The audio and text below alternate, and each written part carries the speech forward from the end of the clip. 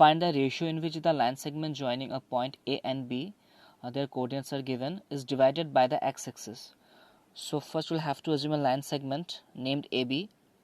This is point A and this is point B, and we'll have to take P to be the point of division, and it is mentioned in the question that this line segment has been divided by x-axis.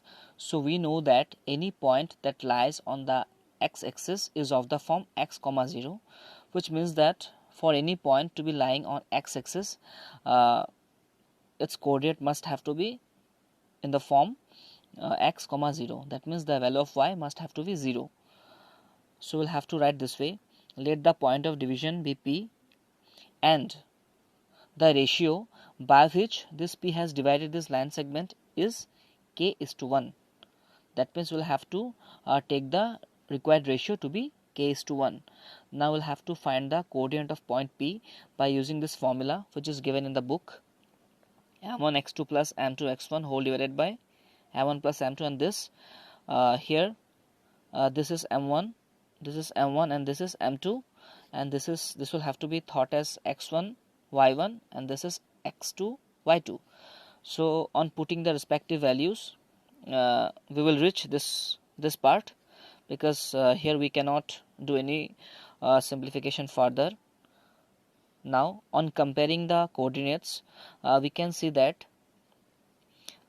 this is equal to x, and which cannot be solved, but this is equal to 0, because I have already told that any point that lies on the x-axis will have to be of the form x comma 0. So here the value of this will be equal to 0. So let's make an equation with that.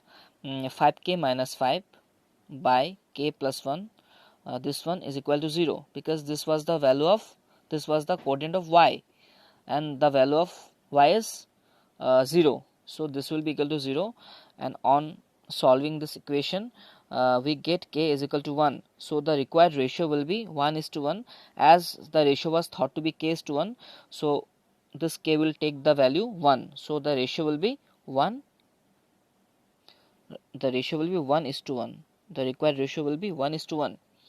Now there was another question: find the coordinate of the point of division, which is P.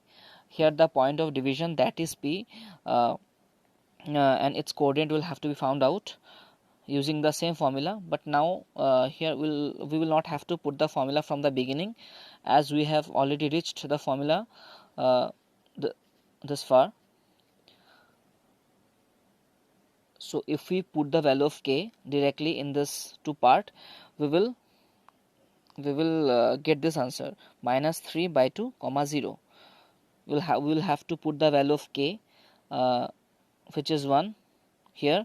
So on multiplying 4 by 1, we are getting minus 4 plus 1 by 2. On simplification, we get minus 3 by 2 comma 0.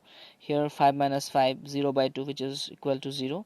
So the coordinate of P will be minus 3 by 2 comma 0.